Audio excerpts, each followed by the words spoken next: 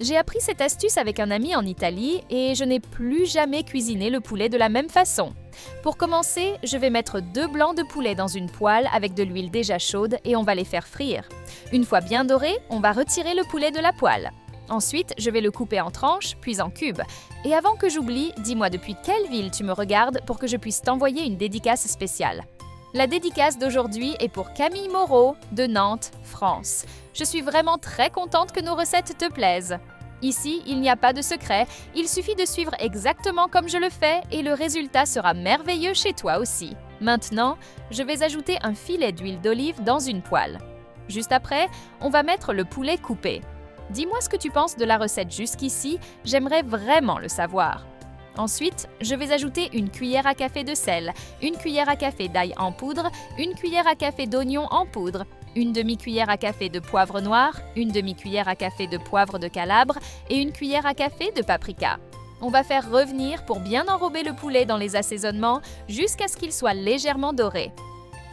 Maintenant, on va couper 2 pommes de terre déjà épluchées en tranches puis en cubes de la manière suivante. Pendant ce temps, j'imagine déjà la réaction de celles et ceux qui vont goûter cette recette, ça me motive énormément. Juste après, je vais ajouter les pommes de terre coupées dans cette poêle avec le poulet.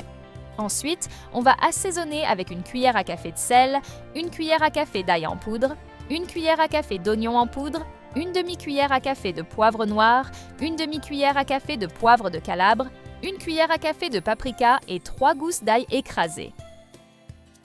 Ensuite, je vais couvrir et laisser cuisiner pendant 10 minutes. C'est le moment où tout commence à prendre vie. Maintenant, on va ajouter une tasse de fromage blanc dans cette poêle. Juste après, je vais ajouter une tasse et demie de crème fraîche. Ensuite, on va mettre une demi-tasse de parmesan râpé. Après ça, je vais mélanger pour bien intégrer tous les ingrédients jusqu'à obtenir une consistance homogène. Maintenant, on va ajouter de la mozzarella râpée à votre goût par-dessus.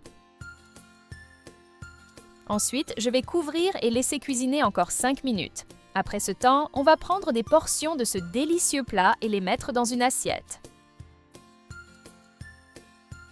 Cette recette a trouvé sa place dans ma cuisine sans aucun effort.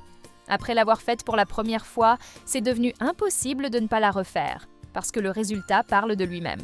À chaque fois que je la prépare, quelqu'un parle du goût, de la façon dont elle est belle dans l'assiette, et même ceux qui ne font pas souvent de compliments finissent par dire quelque chose. Et je comprends, parce qu'elle est simple, pratique, et elle tient exactement ses promesses. Fais-la chez toi, toi aussi, puis viens me dire ce que tu en as pensé.